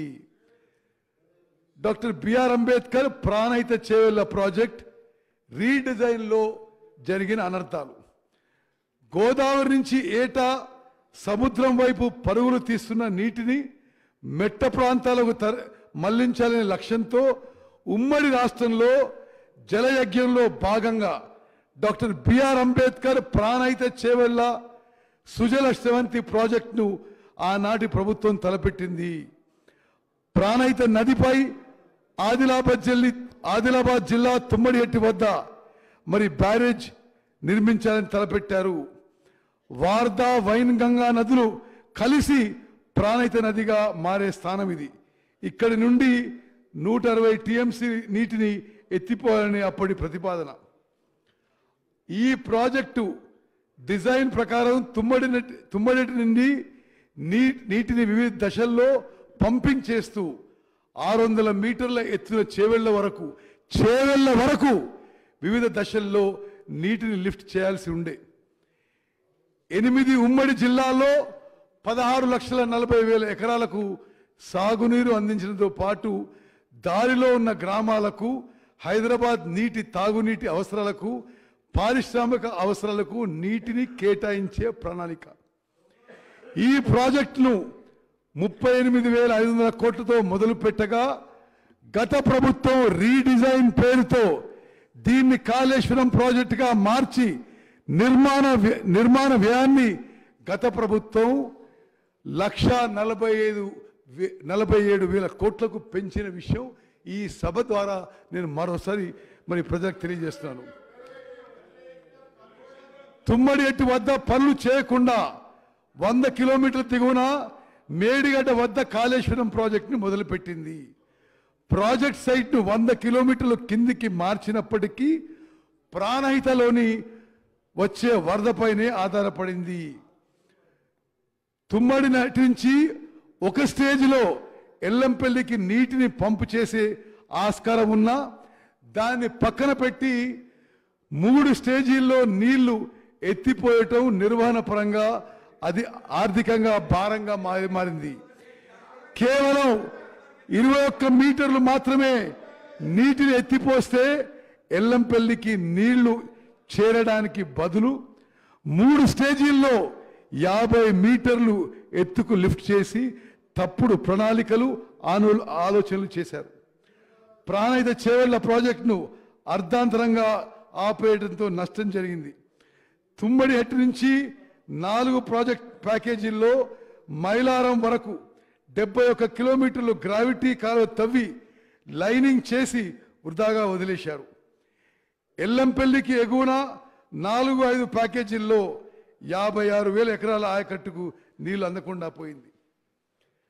తుమ్మడి హెట్టి కడితే ఇప్పటికే తవ్విన 2 టీఎంసీల గ్రావిటీ కాలువను ఉపయోగించుకొని ఆసిఫాబాద్, సిర్పూర్, బెల్లంపల్లి, చెన్నూరు, మంచిర్యాల నియోజకవర్గంలోని 2 లక్షల ఎకరాలకు నీళ్లు అందుతాయని ఆశపడ్డ రైతులు మోసపోయారు. అధ్యక్ష, వికారాబాద్ విషయం కూడా మీరు గమనించాలి. ఇటు రంగారెడ్డి జిల్లాలో 4 లక్షల ఎకరాల ఆయకట్టుకి నీరు అందకుండా పోయింది. చేవెళ్ళ, తాండూరు, పరిగి, వికారాబాద్ నియోజకవర్గంలోని ఆయకట్టును పాలమూరు రంగారెడ్డి ప్రాజెక్టులో చేర్చారు. కానీ ఆ ప్రాజెక్ట్ని 2 టీఎంసీలకి 2 టీఎంసీల నుండి తగ్గించి 1 టీఎంసీకి కుదించడంతో మొత్తంగా చేవెళ్ల ప్రాంత ఆయకట్టు ప్రమాదంలో పడింది. రీడిజైనింగ్ ఫలితంగా అధ్యక్ష, కరెంటు బిల్లు 10 రెట్లు పెరిగింది. 160 టీఎంసీలు ఎత్తిపోసే ప్రాణహిత కరెంటు బిల్లు 1000 కోట్లు మాత్రమే అవుతుందని అప్పట్లో అంచనా వేశారు. ఇప్పుడు కాళేశ్వరం నుంచి నీటిని లిఫ్ట్ చేసేందుకు ఏడాదికి 10,000 కోట్ల కరెంటు బిల్ అవుతుంది. కాళేశ్వరం ప్రాజెక్టు గురించి నేను కొన్ని విషయాలు ఈ సభ ద్వారా యావత్ తెలంగాణ ప్రజానికి తెలియజేయాలి. క్యాగ్ రిపోర్ట్లోనే సంవత్సరానికి 10,000 కోట్లు ఖర్చు అవుతుంది. అదీగాక ప్రతి సంవత్సరం ఆర్థిక భారం కాళేశ్వరం ప్రాజెక్ట్ ద్వారా 15,000 కోట్లు. అంటే రాష్ట్రానికి కాళేశ్వరం ప్రాజెక్టు ద్వారా 25,000 కోట్ల ఆర్థిక భారం పడబోతున్న విషయం మరి గమనించాలని రిక్వెస్ట్ చేస్తున్నాను అధ్యక్ష. కాళేశ్వరం సమీపంలోని మేడిగడ్డ వద్ద గోదావరి నదిపై బ్యారేజ్ నిర్మించి అక్కడి నుంచి అన్నారం, అక్కడి నుంచి సుందిల్లా 3 చోట్ల 180 టీఎంసీల నీటిని లిఫ్ట్ చేసి శ్రీపాద ఎల్లంపల్లి ప్రాజెక్టుకు నీటిని లిఫ్ట్ చేసి తెలంగాణలోని 7 ఉమ్మడి జిల్లాలకు సాగునీటి అందించేందుకు ఈ భారీ ప్రాజెక్టు చేపట్టారు. కాలువలు, సొరంగాలు, లిఫ్ట్లు, పంప్ హౌజులు, జలాశయాలు, డిస్ట్రిబ్యూటర్ ద్వారా మొత్తం 19,63,000 ఎకరాలకి సాగునీటి అందించాలని ప్రతిపాదించారు. రికార్డు వేగంతో కట్టినట్లు అద్భుతమని చెప్పుకున్న ఈ ప్రాజెక్టు తెలంగాణ పాలిట గుదిబండగా మారింది. ప్లానింగ్తో పాటు డిజైన్ల లోపంతో ఈ ప్రాజెక్టు 5 ఏళ్లలోనే మూలన పడింది. ఇదేమీ పట్టించుకోకుండా అదనపు టీఎంసీ లిఫ్ట్ చేసేందుకు సిద్ధపడటం అప్పటి ప్రభుత్వపు అనాలోచిత నిర్ణయాలకు అద్దం పట్టింది. గడిచిన ఐదేళ్లలో సుందిళ్ళ నుంచి 162 టీఎంసీల నీటిని లిఫ్ట్ చేసి 51 టీఎంసీల నీటిని గేట్లు ఎత్తి మళ్ళీ సముద్రంలోకి వదిలేశారు. అంటే ప్రతి సంవత్సరం 180 టీఎంసీ అని చెప్పిండ్రు. 5 ఏళ్ల పాటు పూర్తిగా లెక్కేస్తే 5 ఏళ్ల పాటు లెక్కేస్తే లిఫ్ట్ చేసింది 162 టీఎంసీ. 162 టీఎంసీలో మళ్ళీ 51 టీఎంసీ వదిలేశారు. దీంతో ఎత్తిపోతలకు ఖర్చు పెట్టిన నిధులన్నీ గోదావరి పాలయ్యాయి. మేడిగడ్డ నుంచి నీటిని ఎత్తిపోసడంతో ఎగువ నుంచి భారీ వరద వస్తే ఎల్లంపల్లి, సుందిళ్ళ, అన్నారం, మేడిగడ్డ గేట్లు ఎత్తి అప్పటి వరకు లిఫ్ట్ చేసిన నీటిని వృధాగా సముద్రంలోకి వదిలేయాల్సి వచ్చింది. ఈ ప్రాజెక్టుగా అయ్యే కరెంటు బిల్లులు, సరే నేను గతంలో చెప్పిన మళ్ళీ రిపీట్ చేయను, కాళేశ్వరం మరి ప్రాజెక్టుగా అయ్యే కరెంటు బిల్లు 10,000 కోట్లు. మరి అధ్యక్ష హరీష్ రావు గారు మధ్యలో ఏదో ప్రొటెస్ట్ చేస్తుండే ఒక క్లారిఫికేషన్ ఇస్తున్నానికి, మిడ్ మానేర్ ప్రాజెక్టు 2007లో మొదలుపెట్టిన విషయం ఒకసారి నేను గుర్తు చేస్తున్నాను. అధ్యక్ష, అదేవిధంగా కాళేశ్వరం కట్టినప్పటి నుంచి ఈ ప్రాజెక్టు పోలీసు పహారా ఉండి నిషేధిత ప్రాంతంగానే ఉండిపోయింది. 2022 జూలై 14న గోదావరి వరదల్లో అన్నారం, కన్నెపల్లి పంప్ హౌజులు నీట మునిగాయి. మోటార్లకు రక్షణగా నిర్మించిన ప్రొటెక్షన్ వాల్ కూలిపోయింది. అప్పుడే భారీ నష్టం జరిగింది. కాళేశ్వరం ప్రాజెక్టులో అత్యంత కీలకమైన మేడిగడ్డ బ్యారేజ్ 2023 అక్టోబర్ 21న కుంగిపోయింది. దీంతో ఈ ప్రాజెక్టులోని మిగతా బ్యారేజీల భవితవ్యం ప్రశ్నార్థకంగా మారింది. అధ్యక్ష, ఇది మా ఒపీనియన్ కాదు, ఇది నేషనల్ డ్యామ్ సేఫ్టీ అథారిటీ, ఇది మొత్తం జాతీయ స్థాయిలోనే డ్యామ్స్ బ్యారేజ్ మీద ఎక్స్పర్ట్ బాడీ, వాళ్ళు లిఖితపూర్వకంగా ఇచ్చారు. ఈ మేడారం, అన్నారం, మేడిగడ్డ, అన్నారం, సుందిళ్ళ బ్యారేజీలు ఒకే టెక్నాలజీతో కట్టారు. మేడిగడ్డకి జరిగిన నష్టం అన్నారం, సుందిళ్ళలో కూడా జరిగే ప్రమాదం ఉందని చెప్పి స్పష్టంగా లిఖితపూర్వకంగా ఇవ్వడం జరిగింది. మరి ఇది వైట్ పేపర్లో ఉన్నట్టుగా నేను ఎన్డిఎస్ఏ రిపోర్టు, విజిలెన్స్ రిపోర్ట్ మళ్ళీ రిపీట్ చేయను. I will go on to the next subject. అధ్యక్ష, ఏ ప్రాజెక్ట్ అయినా ఫైనాన్షియల్ వైబిలిటీ, కొంత ఫైనాన్షియల్ డిసిప్లిన్తో చేస్తే రాష్ట్రానికి మేలు జరుగుతుంది. గత ప్రభుత్వం 10 ఏళ్లలో అడ్డగోలుగా అవినీతి, ఫైనాన్షియల్ డిసిప్లిన్ లేకపోవడం ఈ రాష్ట్రానికి పర్మనెంట్గా శాపంగా మారబోతుంది. వాళ్ళు వదిలిపెట్టిపోయిన లక్షల కోట్ల అప్పులు మరి తెలంగాణ ప్రజానీకానికి ఎప్పటికీ గుదిబండగా మారబోతున్నాయి. బడ్జెట్ కేటాయింపులు, ఖర్చుల వివరాలు. తెలంగాణ ప్రాంతంలో సాగునీటి రంగానికి ఇప్పటి వరకు మొత్తం కేటాయించిన బడ్జెట్ 1.87 lakh crores.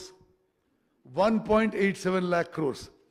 ఇందులో తెలంగాణ రాష్ట్రం ఏర్పాటు వరకు కేటాయించిన సొమ్ము 54,000 కోట్లయితే తెలంగాణ రాష్ట్రం ఏర్పడిన తర్వాత మరి 1.33 lakh crores కేటాయింపడం జరిగింది.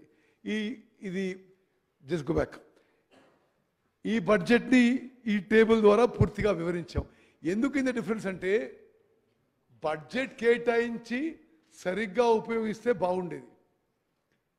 వేస్ట్ఫుల్, అన్ప్రొడక్టివ్ ఎక్స్పెండిచర్, కరప్షన్తో అదంతా కూడా లోన్ రూపంలో వచ్చిన అది కూడా తెలంగాణ రాష్ట్ర ప్రజలకి శాపంగా మారిపోయింది.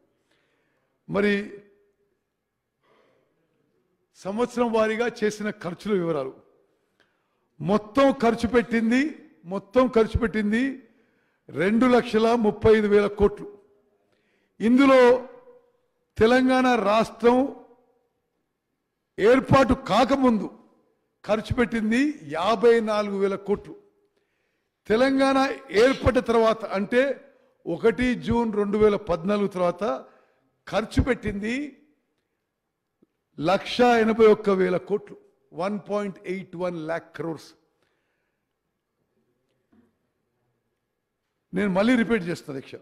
రాష్ట్ర ఏర్పాటుకు ముందు చేసిన ఖర్చు 54,000 కోట్లయితే అది కేవలం రాష్ట్ర నిధులు, రాష్ట్ర ఖజానా నుండి మాత్రమే ఖర్చు చేయబడింది.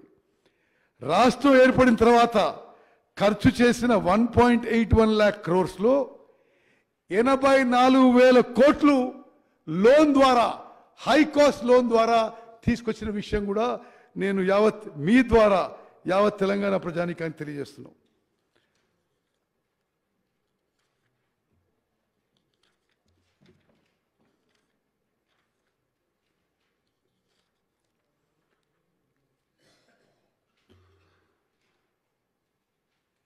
నీటిపారుదల వివరాలు, ఆర్థిక విశ్లేషణ. రాష్ట్రంలోని నీటిపారుదల ప్రాజెక్టులకు 2014 వరకు రాష్ట్ర బడ్జెట్ నుండే పూర్తిగా నిధులు కేటాయించారు. అయితే 2014 నుంచి 2023 వరకు నీటిపారుదల ప్రాజెక్టులకు రాష్ట్ర నిధుల శాతం 100% నుంచి 47%కి తగ్గుతూ వచ్చింది. రుణాల నుండి నిధుల శాతం వాటా 2014లో 0% ఉంటే 2023లో 53% పెరిగిన విషయం స్పీకర్ సార్ మీకు తెలియజేస్తున్నాను. రాష్ట్ర ఏర్పాటు తర్వాత బడ్జెట్ కేటాయింపుల్లో నీటిపారుదల శాఖ వాటా 2014 నుంచి 2024 సంవత్సరాల్లో తెలంగాణ జిఎస్డిపి నుంచి నీటిపారుదల ప్రాజెక్టులకు పర్సంటేజ్ వాటాలో క్రమంగా తగ్గుతూ వచ్చింది. మరి మీరు గమనించాలి, 2014 నుంచి 2023-24 వరకు జిఎస్డిపిలో ఇరిగేషన్ శాఖకి పర్సంటేజ్ తగ్గుతూ వచ్చింది.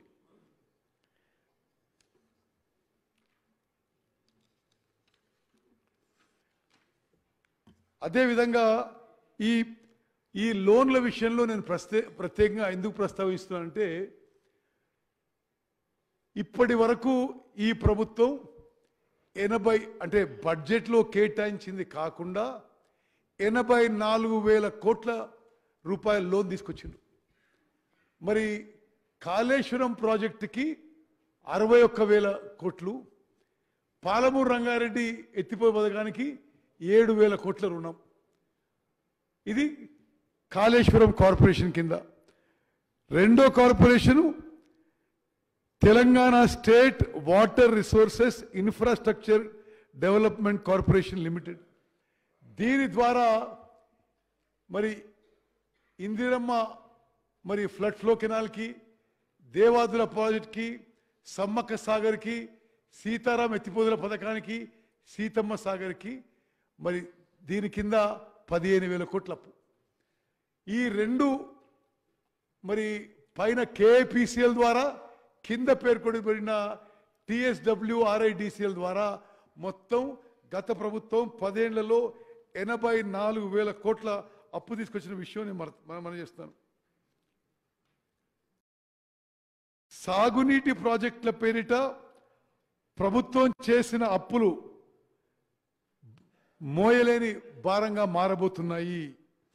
ఈ అప్పులు వడ్డీలు కలిపి రాబోయే 10 సంవత్సరాల్లో రాష్ట్ర ప్రభుత్వం 1.35 lakh crores 1,35,000 కోట్ల రూపాయలు చెల్లించాల్సి ఉంటుంది. వీటిలో అసలు 79,000 కోట్లు, వడ్డీ 56,000 కోట్లు. మరి రాబోయే 5 సంవత్సరాల్లో నీటిపారుదల శాఖ వార్షిక రుణభారం అంటే every year irrigation sector has to repay 16,000 కోట్లు అని చెప్పి నేను మనం చేస్తున్నాను. నెక్స్ట్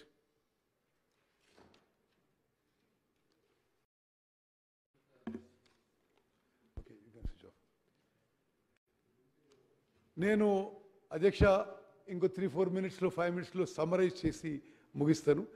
నేను సమ్మరైజ్ చేసేటప్పుడు కొన్ని విషయాలు రిపీట్ చేస్తున్నాను. అది తప్పనిసరిగా మరి తెలంగాణలో ప్రజానీకానికి రైతులందరికీ తెలియాలనే ఉద్దేశంతో ఈ సమ్మరీలో కొన్ని విషయాలు రిపీట్ చేస్తున్నాను.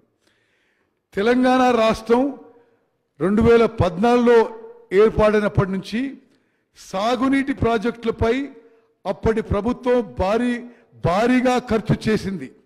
కానీ వచ్చిన సామాజిక ఆర్థిక ప్రయోజనానికి పెట్టిన ఖర్చుకి పొంతన లేదు. దీనివల్ల రాష్ట్ర ఖజానాపై తీవ్రమైన భారం పడింది. దీనికి ప్రధాన కారణం సరైన ప్రణాళిక లేకుండా అనేక నీటిపారుదల ప్రాజెక్టులను ఒకేసారి చేపడం వల్ల అవి అసంపూర్తిగా ఉండి చివరి ఆయకట్టు రైతులకు సకాలంలో నీటిని అందించలేని పరిస్థితి ఏర్పడింది. నేను ముందు చెప్పిన విషయం ఫిగర్ ఒకసారి నేను మరి సభ్యులందరికీ ఒకసారి గుర్తు చేస్తున్నా. తెలంగాణ రాష్ట్రం ఏర్పడిన తర్వాత 181,000 కోట్లు ఖర్చు చేసినప్పటికీ కేవలం 15 లక్షల ఎకరాలు మాత్రమే సాగులోకి వచ్చింది. అనగా ఎకరాకు సుమారు 11,44,000 రూపాయలు భారీ ఖర్చు అయింది. మరి 2014 ముందు తెలంగాణ ప్రాంతంలో నీటిపారుదల ప్రాజెక్టులపై 54,000 కోట్లు ఖర్చు పెట్టి 57 లక్షల ఎకరాల ఆయకట్టు సాగునీటి వసతి అందించబడింది. అధ్యక్ష, మీకు ఒక ఉదాహరణ చెప్తా. వాళ్ళది ఎంత అనాలోచితం, ఎంత వితౌట్ ప్లాన్. ఇది పోయిన సంవత్సరం గత ప్రభుత్వం యొక్క బడ్జెట్లో జస్ట్ 1 year బ్యాక్ వాళ్ళు ప్రజెంట్ చేసింది. దాంట్లో ఏమంటారు అధ్యక్ష, 2023-24లో అంటే ఇప్పుడు పూర్తి కావాలి 17.21 లక్షల ఎకరాలు కొత్త ఆయకట్టు సృష్టిస్తామని చెప్పి పోయిన బడ్జెట్ బుక్లో చెప్పారు. వాస్తవంగా సృష్టించిందాక అధ్యక్ష 17.21 lakh acres కొత్త ఇరిగేషన్ పొటెన్షియల్ మరి క్రియేట్ చేస్తామని చెప్పి వాస్తవంగా ఎంత క్రియేట్ చేసిండ్రు? 500 ఎకరాలకి అధ్యక్ష. 2023-24లో 17.21 లక్షల ఎకరాల ఆయకట్టుకు నీరు అందించవలసి ఉండగా ఇది పోయినసారి ప్రింటెడ్ బడ్జెట్ బుక్. కేవలం 500 ఎకరాల ఆయకట్టు మాత్రమే నీటి సామర్థ్యం సృష్టించగలిగారు. కాళేశ్వరం ప్రాజెక్టుపై ఇప్పటి వరకు మొత్తం 93,872 కోట్ల ఖర్చు చేసి కేవలం 98,590 ఎకరాలు మాత్రమే కొత్త ఆయకట్టుకు నీరు ఇవ్వడం జరిగింది. బ్యారేజీలు, పంప్ హౌజులు, సబ్ స్టేషన్లు నిర్మించడం తప్ప రైతుకి నీరు అందించాలనే చిత్తశుద్ధి కనిపించలేదు.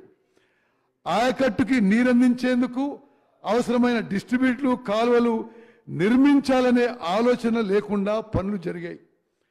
అంతేకాకుండా పాలమూరు రంగారెడ్డి ఎత్తిపోతల పథకం, సీతారామ ఎత్తిపోతల పథకం కింద మరియు సీతమ్మ సాగర్ ప్రాజెక్టు వంటి ఇతర మూలధన వ్యయంతో కూడిన నీటిపారుదల ప్రాజెక్టులపై 36,000 కోట్లు ఖర్చు పెడితే ఇప్పటి వరకు ఒక్కెకరానికి కూడా నీరు అందించలేదు.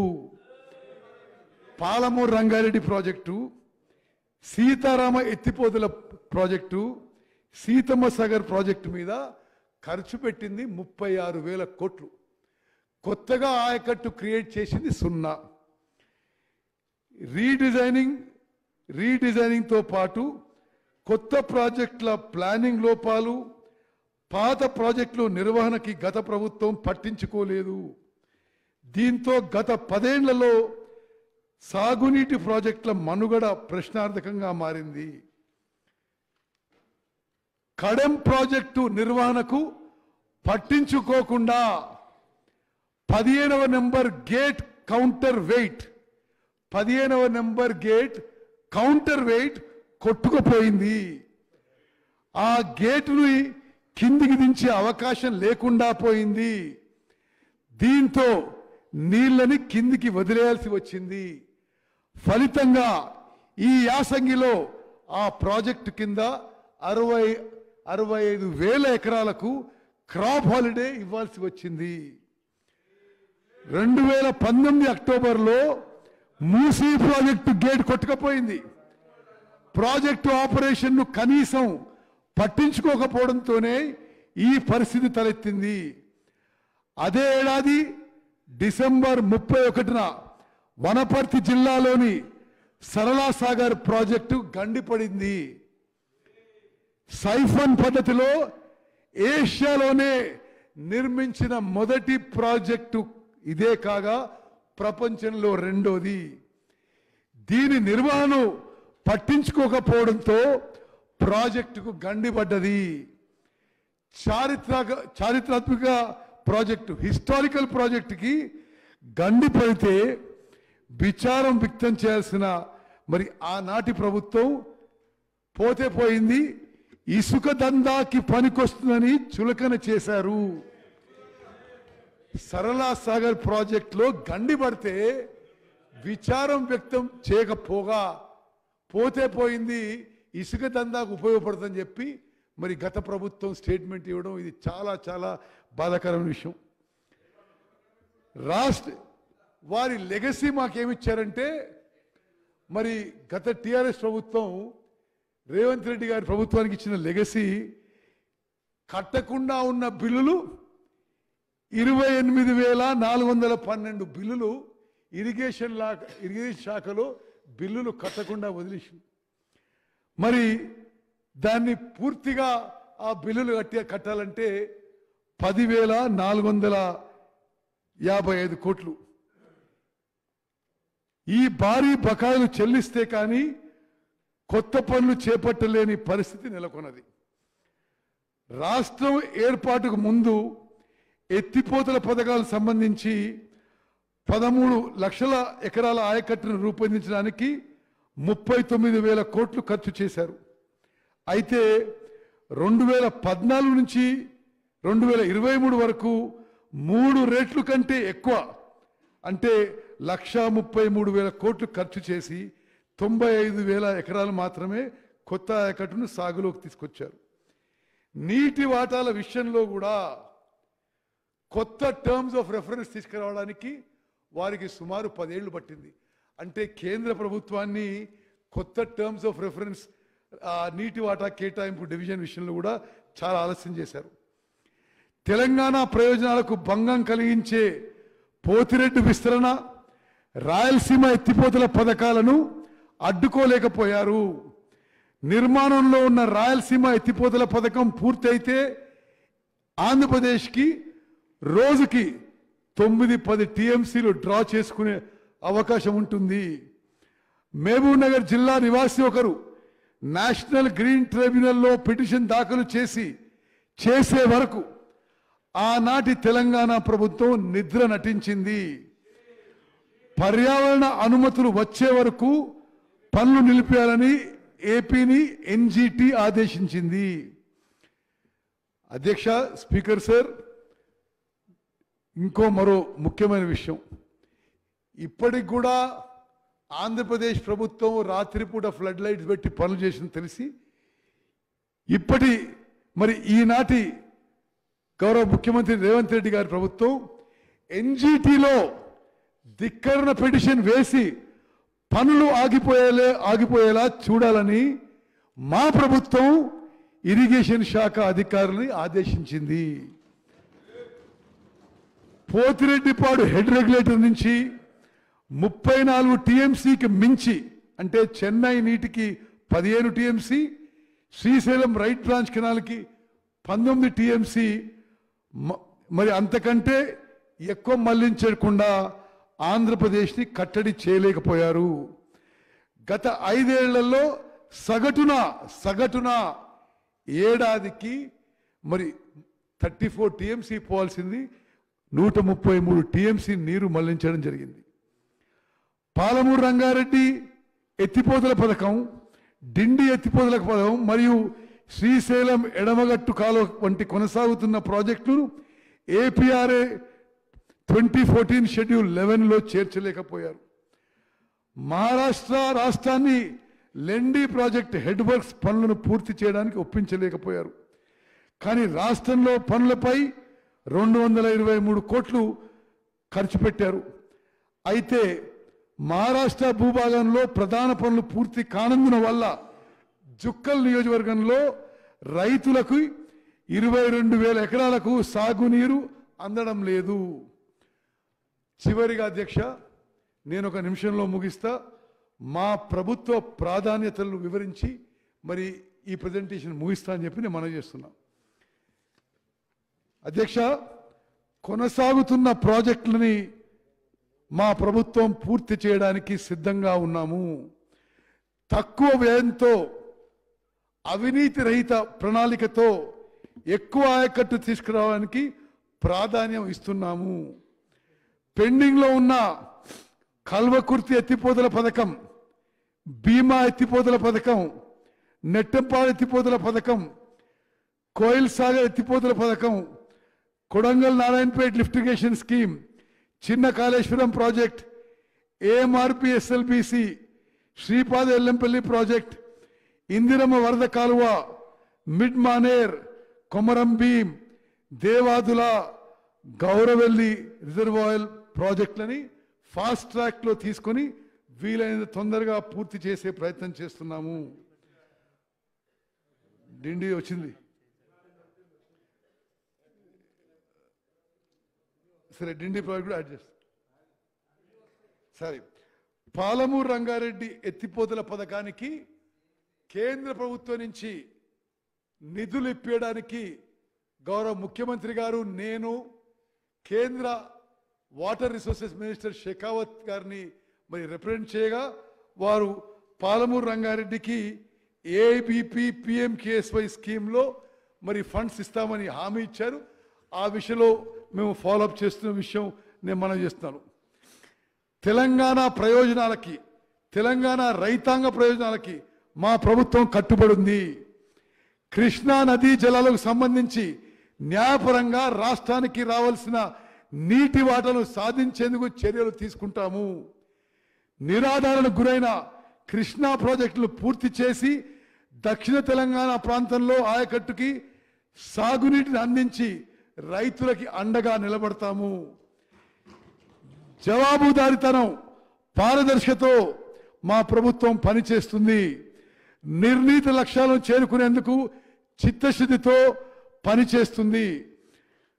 ప్రస్తుతం నీటిపారుదల ప్రాజెక్టు యొక్క పనులు వివిధ దశల్లో పురోగతిలో ఉన్నాయి. అవినీతి ఆస్కారం లేకుండా సమర్థమైన వినియోగంతో గరిష్ట ఆయకట్టుకు సాగునీటిని అందించేందుకు తగినన్ని నిధులు కేటాయిస్తేనే లక్ష్యం నెరవేరుతుంది. ఆ దిశగా కార్యాచరణ రూపొందించుకుంటాం. అందుకే ఈ ప్రభుత్వం తెలంగాణ ప్రజల ప్రయోజనాలను దృష్టిలో ఉంచుకొని పనుల స్థితిగతుల ఆధారంగా ప్రాజెక్టులకు సముచితంగా ప్రాధాన్యమిస్తూ అవసరమైన నిధులు అందించడానికి కట్టుబడి ఉంది. అధ్యక్ష, సమ్మరైజ్ చేయడానికి ఈ మధ్యకాలంలో కొంతమంది పెద్ద మనుషులు మేడిగడ్డ, అన్నారం, సుందిల్లా బ్యారేజ్లు మేము రిపేర్ చేస్తుంటారు. చాలా స్పష్టంగా ఈ శాసనసభ ద్వారా ప్రకటిస్తున్నాము. కొత్తగా నిన్న రాత్రి నుంచి అన్నారం బ్యారేజ్లో కూడా లీక్ పెద్దగా మరి డ్యామేజ్ జరిగే ప్రమాదం స్పష్టంగా అవపడుతుంది. మరి గౌరవ ముఖ్యమంత్రి రేవంత్ రెడ్డి గారి నాయకత్వంలో ఆ 3 బ్యారేజీలను కూడా నేషనల్ డ్యామ్ సేఫ్టీ అథారిటీకి అప్పచెప్పి ఎంక్వైరీ చేయించి వారి ద్వారా వే ఫార్వర్డ్ అన్వేషించి ముందుకు పోతామని ప్రకటిస్తున్నాను. అదేవిధంగా విజిలెన్స్ ఎంక్వైరీలో తేలిన వాస్తవాలు బట్టి ఈ ప్రభుత్వం కఠిన చర్యలు తీసుకోబోతున్నాము. Controller and auditor general of India ఈ రాష్ట్రాన్ని గత ప్రభుత్వం నిర్వాహకం వల్ల మరి అప్పులో ఊబిలో మరి నెట్టేసిన విషయం కూడా తెలంగాణ ప్రజానీకానికి తెలియజేస్తున్నాము. కాళేశ్వరం ప్రాజెక్టుకి ప్రతి సంవత్సరం 10,000 కోట్ల ఎలక్ట్రిసిటీ బిల్లు, 15,000 కోట్ల మరి ఫైనాన్షియల్ బర్డన్ ప్రతి సంవత్సరం కాళేశ్వరం ప్రాజెక్ట్ ద్వారా రాష్ట్రానికి 25,000 కోట్ల బర్డన్ పడబోతున్న విషయం మరి ఆ ప్రాజెక్టు వాళ్ళు ప్రపంచంలోని అద్భుతమైన ప్రాజెక్టుగా మరి ప్రొపగాండా చేసుకున్న విషయం మరోమారు తెలంగాణ ప్రజానికాన్ని తెలియజేసి తప్పనిసరిగా ఏ ప్రాజెక్టులు అయితే త్వరితగతిన పూర్తి చేసి కొత్తగా ఆయకట్టు ఇవ్వగలుగుతామో ఈ ప్రభుత్వం ముందుకు పోతుంది. బడ్జెట్లో ప్రకటించినట్టుగా ఈ ఆర్థిక సంవత్సరంలో 7 లక్షల ఎకరాలు కొత్త ఆయకట్టు సృష్టించే విధంగా మేము ముందుకు పోతామని స్పష్టమైన ప్రకటన చేస్తూ మీరు ఈ సమయం ఇచ్చినందుకు ఈ పవర్ పాయింట్ ప్రెజెంటేషన్ అవకాశం ధన్యవాదాలు తెలియజేస్తూ ముగించుకుంటున్నాను. ధన్యవాదాలు.